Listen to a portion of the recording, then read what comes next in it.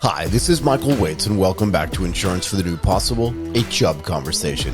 We are joined today by Santiago Franzini, Senior Vice President and Head of Accident and Health Latin America at Chubb, and Bruno Ferrari, a co-founder and COO at Uno, Dos, Tres, Seguro. It's great to have you both here. Thank you, Mike. It's my pleasure. Before we get into the main part of this conversation, can we start with like a quick story or a quick anecdote from each one of you? Why don't you go first? I can go first. Please. Okay, so it was like 6 years ago. Okay. I take my first machine learning and artificial intelligence learning course. Mm-hmm.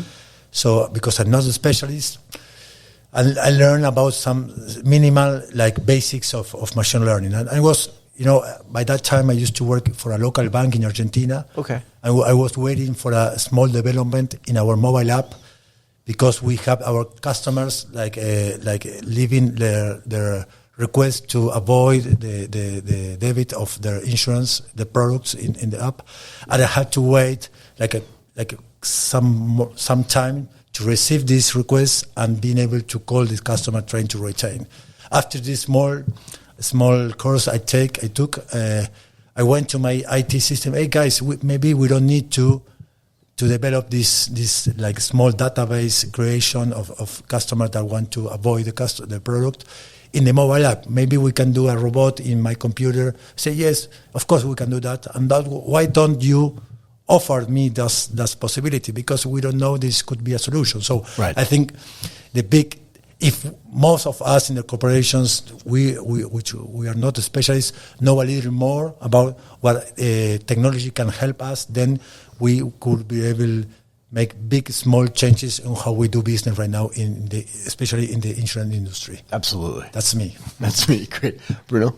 Yeah, I can talk about how we started a company. Please. Which I think it's a very common story in a way, because my mom and dad, they met working in an insurance company. I love it. In the 70s. And then with my brother, Martin, a few years later, we co-founded the company. And we tried to understand, when we were visiting our father, and he was a long time insurance executive. Okay. We went to the office and everything was full of paper. Still. And we thought it doesn't work. It doesn't have to be this way.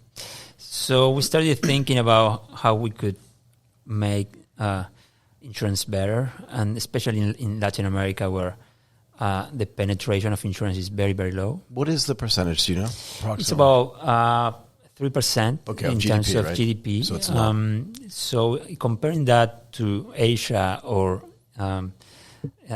India, China, it's still very low. Yeah. So emerging markets and still Latin America has lots of room to grow. Mm. So I think technology can play a very important part on making insurance an accessible product, since people still in the region needs to have more transparent and simple ways to acquire policies and manage the policies. Right. So when was the company started?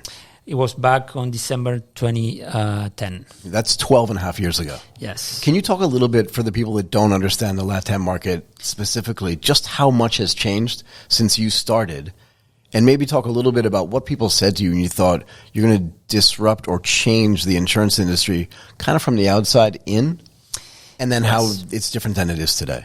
Yeah, well, when we started, there wasn't the term InsurTech. It was invented. Right. So we were like kind of a subcategory of fintech. Right, okay. So we started to talk with insurance companies, since we are a platform that collaborates with insurance companies and carriers. And every insurance company said, no, I'm not going to do that. Why am I going to show my price on a platform? My agents are going to kill me. This is from 10 years ago or 12 years ago, right? Yes. Right. So it was very tough at first, and we had to explain that there was a segment of people willing to do insurance in a different way. And especially in Latin America, where as I said, the penetration is very low, and we think that technology is very important to close this gap. Did you want to add something here? Like, what does it look like from an incumbent perspective when an InsurTech, which didn't even exist back then, would come to an insurance company and say, we have technology that's going to give access to new markets, right? Because what you're basically doing is creating an entire new market. Yeah. The existing incumbents had access to their existing clients, but we're missing an entire cohort of people. Well, I remember that time because I was in an incumbent in the same market, and from one side, okay, these guys are gonna, or this like 1, 2, 3 or somewhere else will generate some digital platform ecosystem that will. There is no doubt there is gonna be some customer that will prefer that model, different from the typical traditional model of calling on your agent by phone or visiting a sales agent's office.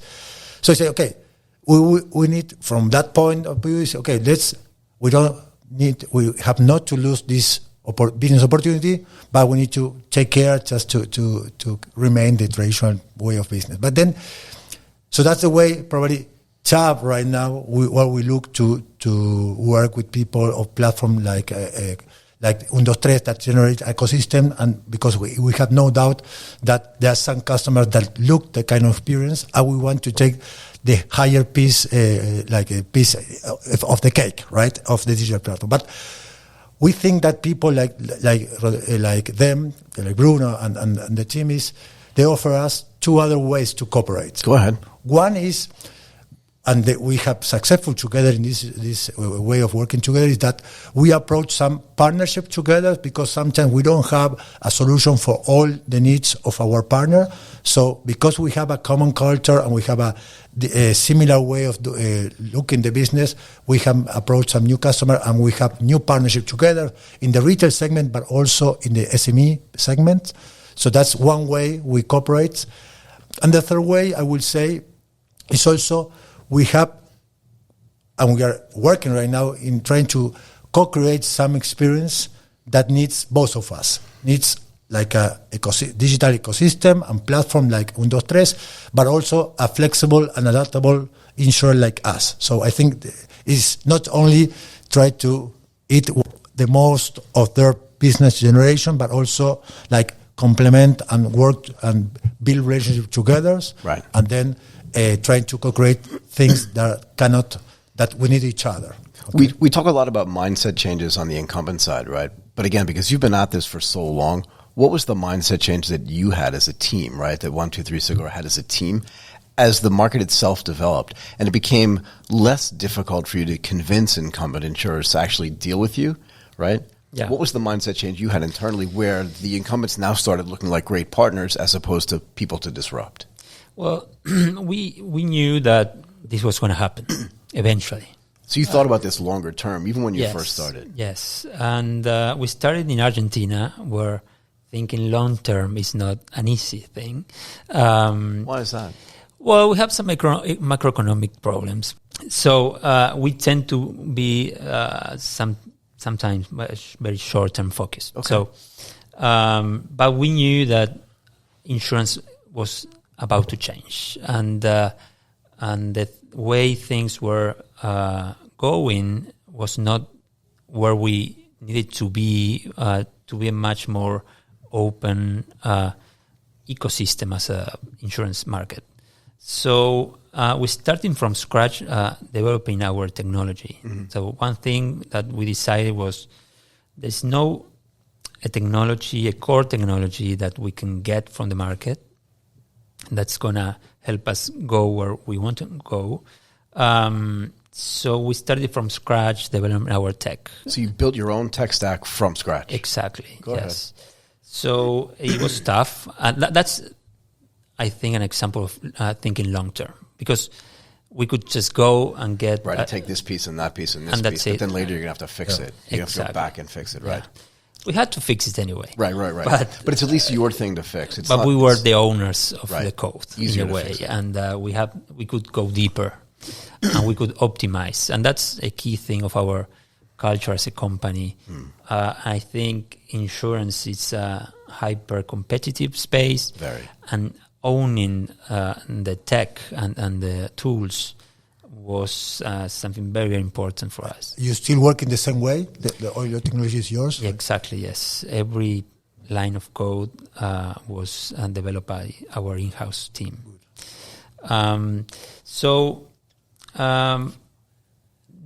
I think the market started to see that, especially since the pandemic. But how did you survive in the earliest years, right? Did things move really slowly? Well, first day we sold 8 policies. So that was first day. The first day. Wow. And more than 0 is good. Exactly. Yeah. It sounds low, but when you think about December 2010, right, and we were with Martin looking at the screens, and 1, 2, 3, 4, and 8, and we closed the day and said, "It was Dad, Mom." No, real that was or real people. Well, my parents are real people, but but it was our other people, and we were very happy. There was something very special about this. Right. So we started talking to the users, talking to the clients, understanding what happened, and it started to build up from that, right? Iterating the platform, the whole proposition. The value we were giving to our users, it started to evolve from time to time, but at the core it's the same, and it's making a product that sometimes is by design very complex, like an insurance policy, make it simple, transparent, and accessible. Great. Can I just ask you this, though? How did the change in compute, just the pure power that you have, right, plus the move, even in 2010, the iPhone and Android weren't as, what's the right word, ubiquitous as they are today? So how did that move to mobile impact both sides of this equation? Maybe start with you. Well, yes. When we started, the cloud wasn't that popular. No, so we definitely the public cloud was not that popular at all, right? We had an office in Buenos Aires, in the very not cool part of Buenos Aires. It's called Tribunales, which is close to the Justice Palace, where the Supreme Court is of Justice. So it's full of lawyers. So it's not that fun. And fair enough. By the way, my wife is a lawyer. It's okay. So we had our servers on premise on the office, and we started to grow the office, and we had to close a bathroom to put more machines in there. More machines and servers until the cloud was more like a no-brainer, and we moved to the cloud. But yes, it was more like a desktop kind of application interface, right? And then it started to move quickly to mobile. Okay. And how about from your perspective, right? Looking at it from the other side, when you saw mobile starting to explode, right? Smartphones, whether it was Android or or iOS, how did it change the way you thought about distribution? Yeah, I think it's all about the technology. Let me tell you about year 2000. I was working in Argentina for Citibank. Okay. So we I remember our first mobile app for banking, right? So for 2000. Yes. So it was like a WAP technology, wireless application protocol. Yep. And we implement the first short SMS alert system, and we build it and nobody use it. And honestly, I think we have all the ideas in Argentina, but regionally also. All the functionalities that we already have in a typical mobile app. So it's every year technology make all the good ideas that people have make more possible and more affordable for customers. So I think for sure it is the technology is helping much more. And we were checking yesterday with some people here in ITC say, okay, but you see this number of Zhonggang or Pinggang in China, but this is China. But wait a minute, guys. Here in Latin America, we have a very high internet and mobile phones penetration. Okay. It's not that we don't have phones or we don't have. Of course, depends on the country. You will say that iPhone is 25% of the population, and some other countries 80%, depending on the middle income. But I think we have the technology, we have the internet and mobile phones penetration. we don't have the solutions, or maybe we don't have the development that we need to have. But I think, from going back to your question, I think technology allows us now to do much more things that we did in the past. Yeah, I mean, and all this explosion of startups and mobile-based apps started in globally, but in LATAM as well. So that's where things were starting to go faster. Yeah. And did you have to change your whole tech stack to be able to port everything to mobile? Not really. We use the same core, but we have like this new layer of our mobile app. But what we did develop was a WhatsApp chatbot, which is very, very popular on LATAM. Okay. And we have to think about like insurance. I mean, we have our app, but insurance is sometimes something that people is not thinking on a daily basis. So why would they have to install an app for that? Okay. For something that's maybe something they think about maybe 4 times a year. Right. So, and people in Latin America is on WhatsApp. That's the way they communicate. With everybody, right? Yes. Yeah. So I think we have to go to WhatsApp and be where people is. And that's why we developed this solution. And it really took off very quickly because this platform is huge. And we have to switch that way in our strategy. We still have our app. Mm-hmm. We love our app. But WhatsApp is very, very popular. So what does that mean? You have an API connection to WhatsApp. You do all the communication stuff on WhatsApp, and then does it feed information back into your own app and into your back end? Yes. So you can make all these other decisions based on that data. It's a hybrid model. It has some automation and some human interaction. Right. But the thing is, this is how people expect to solve any kind of things. Because that's how they solve all their other problems. Exactly. Right. So you're mirroring the behavior that they have on other platforms so that insurance feels like the part of their digital life in a way that it didn't feel like before. Exactly. And that's, I think, in a way, the concept we're trying to achieve is insurance should work like everything else. Right. It doesn't have to be complicated. It could be simple, and that's, I think, the main challenge in Latin America, trying to lower these barriers. Got it. Good. And what is your view on, like I said, on the way that distribution has changed, even using things like WhatsApp, particularly from an incumbent perspective? How do you build that into what you're doing as well? Well, I think until now, distribution have not changed too much yet. When you go to Latin America, you will see that it's still like face-to-face sales and telemarketing still are very important. Probably the most relevant success digital stories are hybrid models. I was going to say, can you talk a little bit more about this idea for hybrid models? Yeah. I think, well, every time we go through a partnership with a like typical finance company, retailer, or whatever, well, we say, okay, you have these traditional channels, and you might know that probably not the full digital, like the full process of buying an insurance product could happen during the stay in a phone call or in a visit in a branch. So what we offer is, let's build a platform that customer can start the process in a computer or in your phone and finishing in your branch or in telemarketing or the opposite. Right? Anywhere, right? Yeah. So I think that is very successful when the partner has like a traditional channel built, and so I think start pushing. Of course, we always build like a platform with the capability of end-to-end digital acquisition or post-sale also, but we also offer this mix or hybrid model.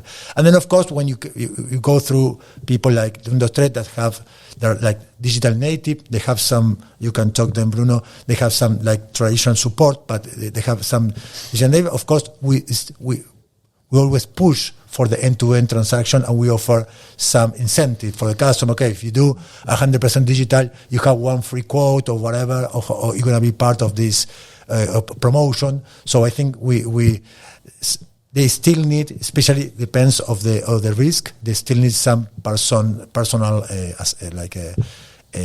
recommendation or some conversation. Right? Are you seeing generational changes as well, where the younger generation is so used to interacting on their mobile phone or on a mobile device? Of course, it's going to be different than their parents, but what are the other expectations that they have when they're purchasing insurance, particularly when it comes to this idea of increasing the penetration, right, from 3% of GDP to more global standards? Well, yes, I think a good example of that is this product we developed with Chubb. It's a co-creation, actually. We did this commercial insurance for SMBs. Okay.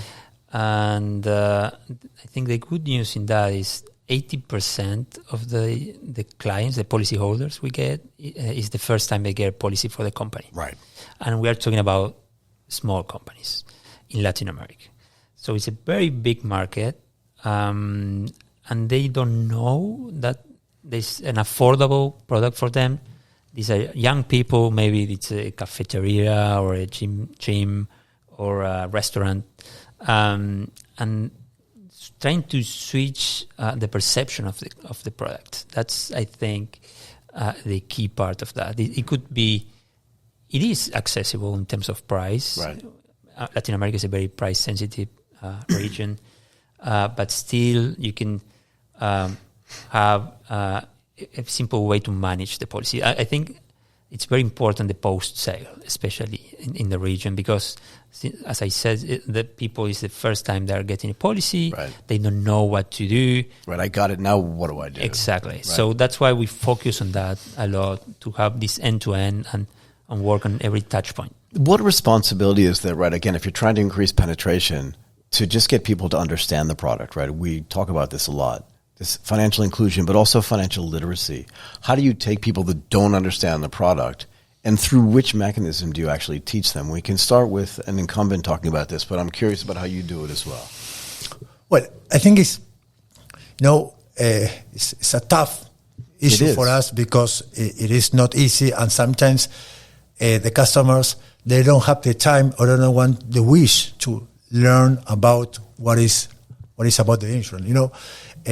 One thing I want to say is that, in average, one customer in Latin America, typical country, will have at least 3 banks. I come in from the banking industry, so it's like if we as a Chubb, we still working only with the traditional partners, right, we won't help the penetrations. There are some traditional partners that they are building new propositions to go through the non-banking sector or different people. So the way we help to increase the penetration is working with people that are accessing customers that typically are not in a traditional channels, right? With the banking, and then trying to adapt our strategy to their strategy to approach these customers, right?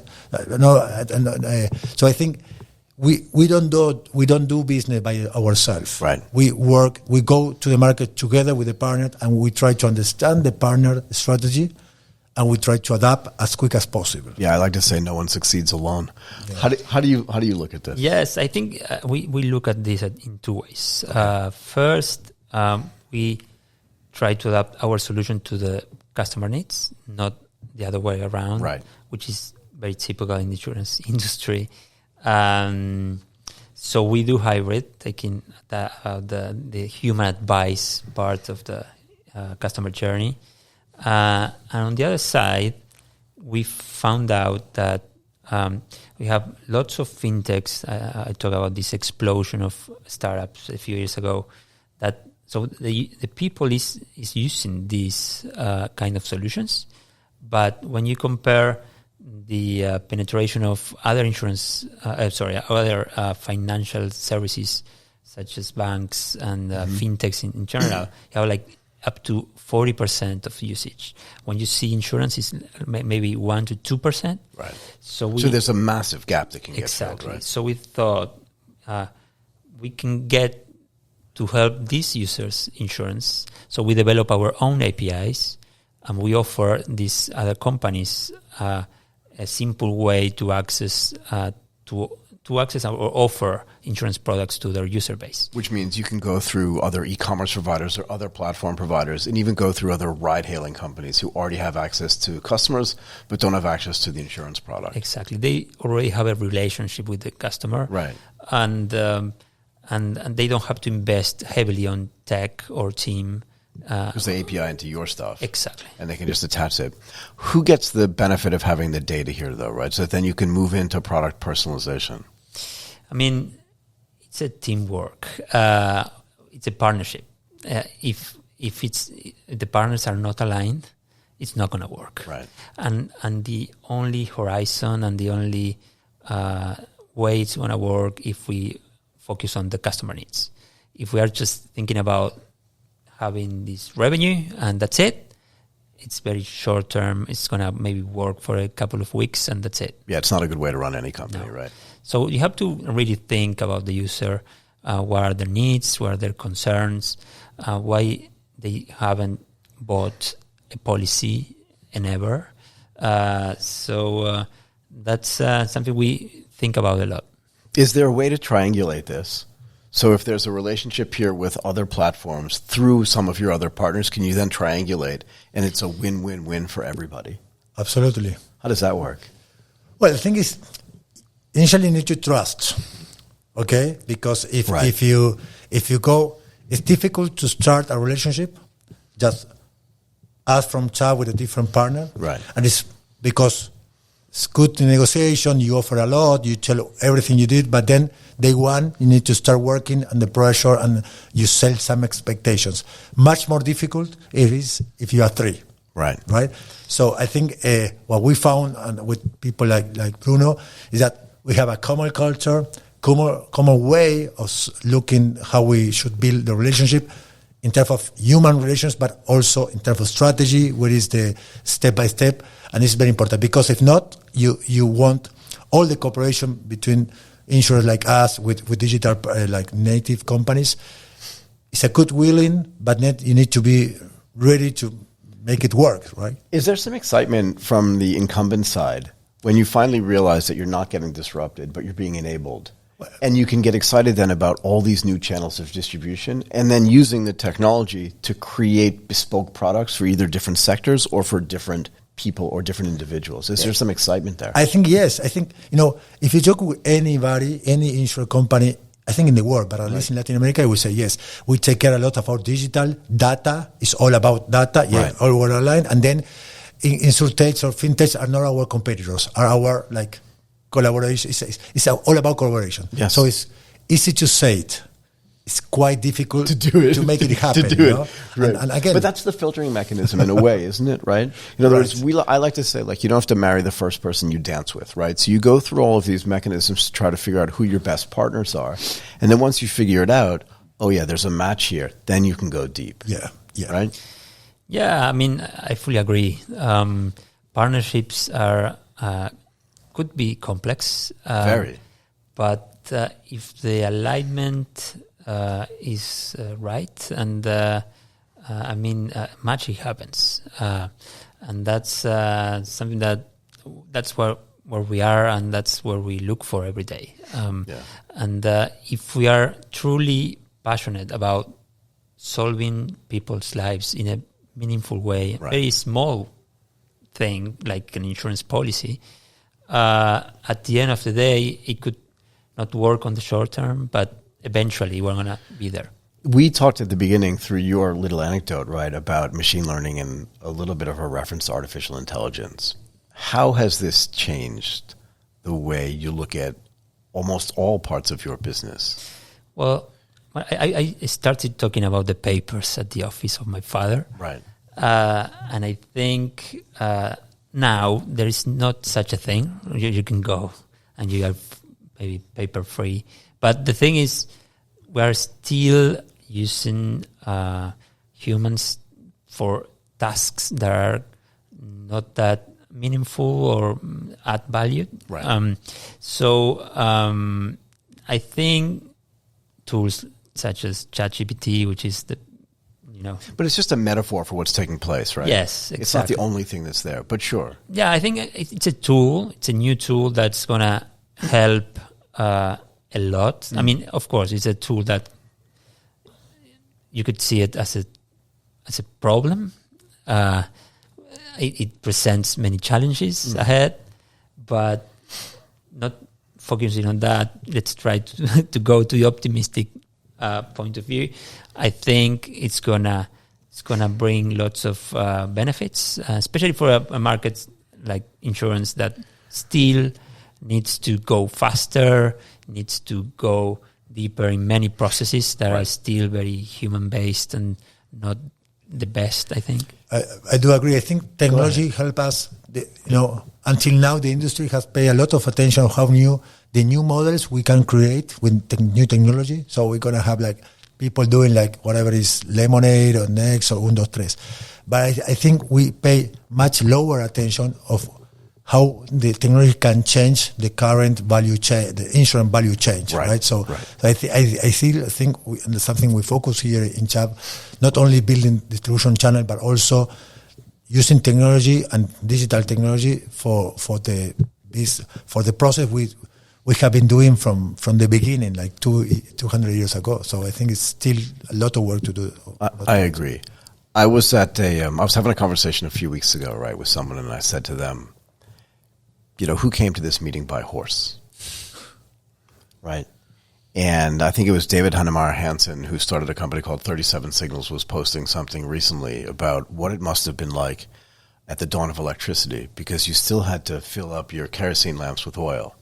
You still had to be in both sides of those models. And if you had told people back then that electricity was going to put them out of work, they would have been super nervous. And yet what it didn't do was put a ton of people out of work. It enabled them to do different kinds of work. Can we talk a little bit about, because you mentioned this idea of could it be good or could it be bad? Yeah. If you look historically, it always ends up being good, doesn't it? Yes. But this is very powerful. Very. So let's see what happens. But you see the analogy that yes, of course. Please go ahead. I fully agree. I mean, it's a tool at the end of the day. Yep.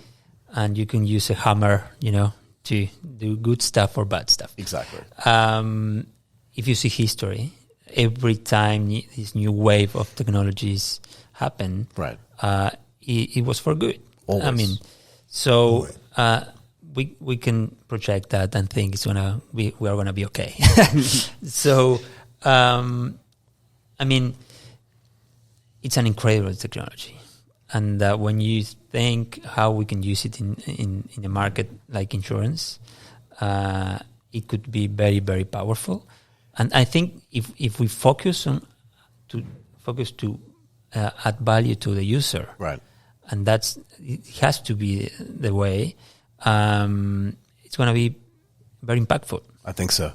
What kind of artificial intelligence tools do you think you would like if you could just make anything you wanted, right? Because you talked about humans doing things that aren't really adding value. There's a lot of manual work in every industry, to be fair. Yeah. But if you think about what you're doing and what your teams are doing on a day-to-day basis, if you could use automation tools or artificial intelligence tools, what types of stuff would you want? I will pick claims. I think there's a lot of things to do in automation, the claim analysis process. Of course, sometimes you need to rebuild the product, how it has been built, because the product we sell sometimes are the same policy that in the 80s. Right. But I think we should focus, and we are focused on how we improve the claim experience. Hopefully, I don't know, if you ask me one desire for the industry, in 10 more years, we will still here because we are full-time workers, still young. And you see, hopefully, like 90% of the claims in the whole industry are automatically paid until it's nothing that a computer cannot analyze that a human being do right now. I think in terms of technology capabilities, then of course there is something in the process that you need to rebuild. But I think that's the real thing we do. We pay claims, of course. So if the customer say, "What a beautiful experience in this life is to have a problem and having an insurer because the claim is a beautiful process," I think it's all done. Then you can still work in how you sell more and build more ecosystems. But we always something like an industry, we forget that shit happens, and we need to be there to have a good experience in that moment, right? Yeah. And what do you think? What kind of tools would you build? Well, I mean, I think there is a huge opportunity on the expert advice part of the customer journey. Go ahead. And when you think about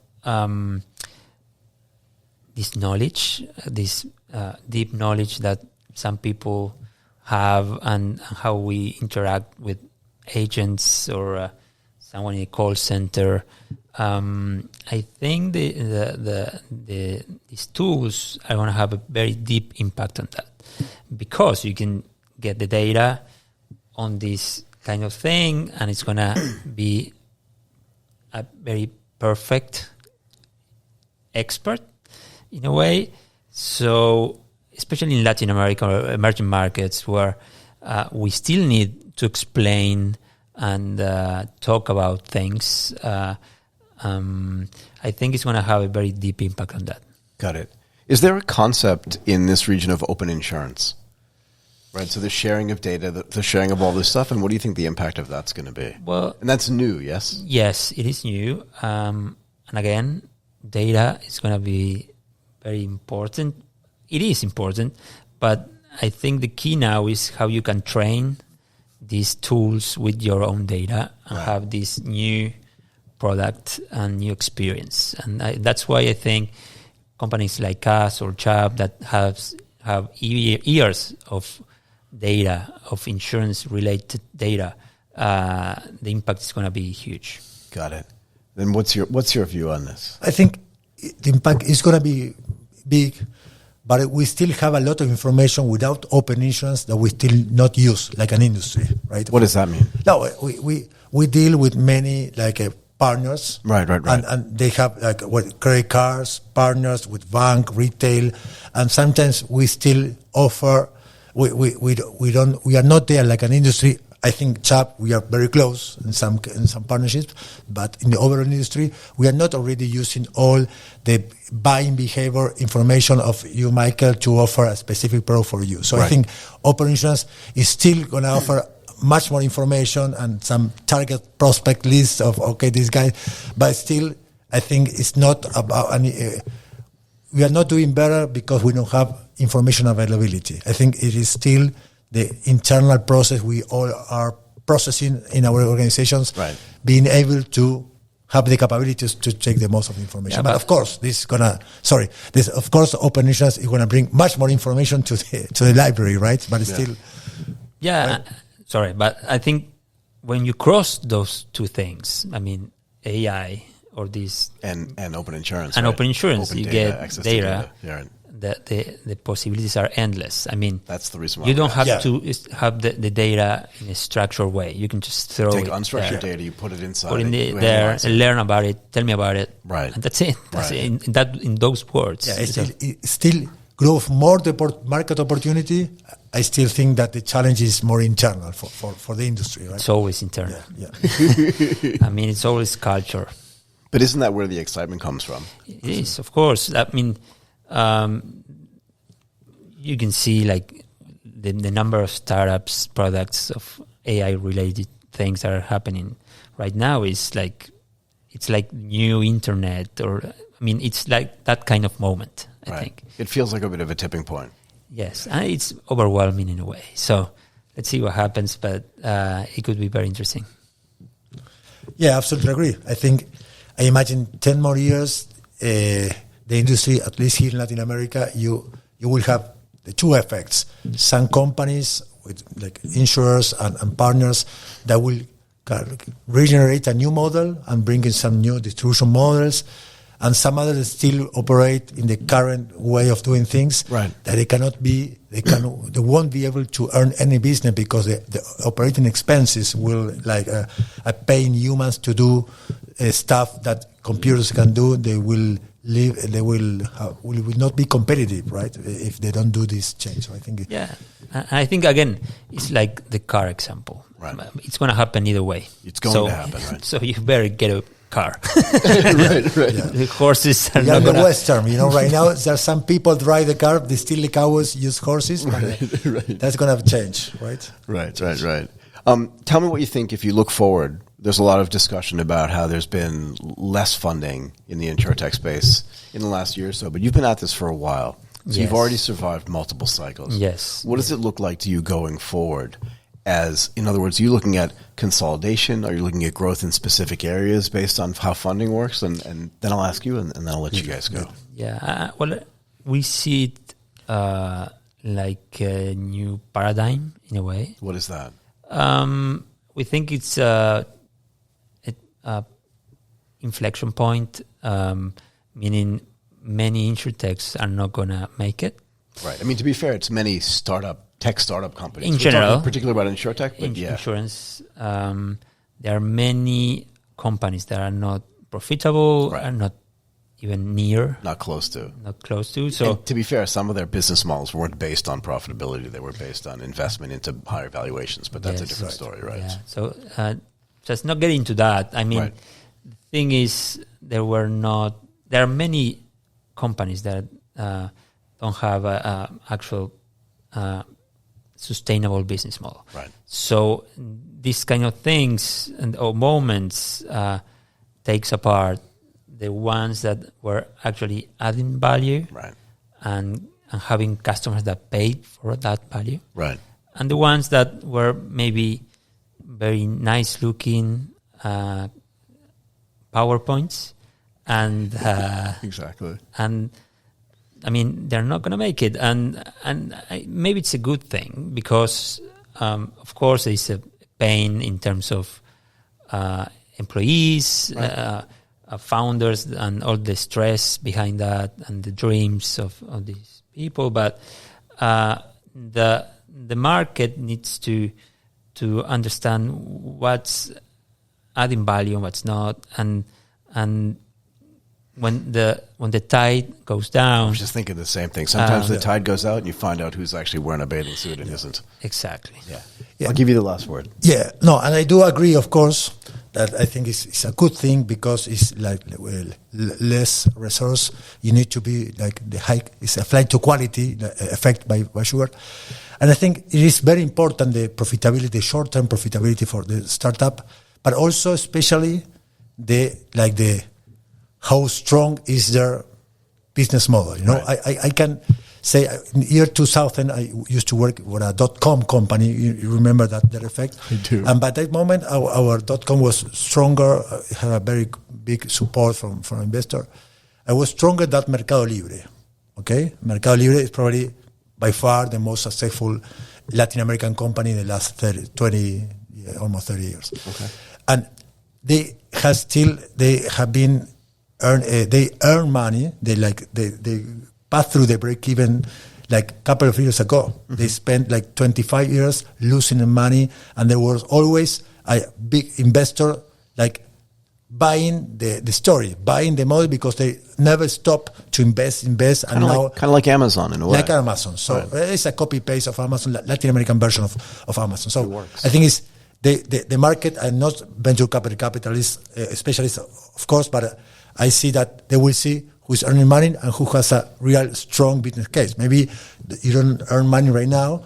Okay, wait a minute. These guys, let's still invest in them, like venture capital or the companies investing in partnerships, because what is something true and strong, I think it worth it, right? I agree. One last thing before I let you go. Yeah, I mean, I was reading about WeWork, right? Yeah. We also watched the series. I didn't watch it, but go ahead. Right now is valued at 300 million with an M. 300 million. I'm with you. It was 47 billion at one point. Yes, right. And they injected cash by 22 billion. Right, through SoftBank investments and through other investment houses. So I think that kind of thing is not going to happen again for a few years at least. It's over. And maybe that's a good thing. It's a great thing.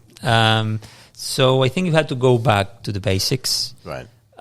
Fundamentals, unit economics, actually thinking about the user, but having a healthy kind of business model. That's the way, and that's what actually should happen these last few years as well. I don't disagree with you. One more thing. Yeah. What's the name of your podcast, and how often do you do it? Thank you. InsurTechies. InsurTechies. Yes. I like it. I'm the host. In English or in Spanish? We do it in Spanish. Great. It's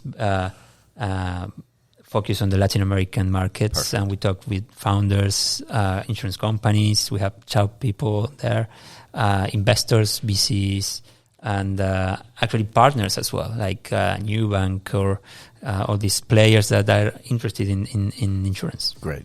Santiago Franzini, Bancassurance Life Digital Director at Chubb Chile, and Bruno Ferrari, a co-founder and COO at Unos Dos Tres Seguro. Thank you for doing this today. Thanks a lot. Really appreciate it.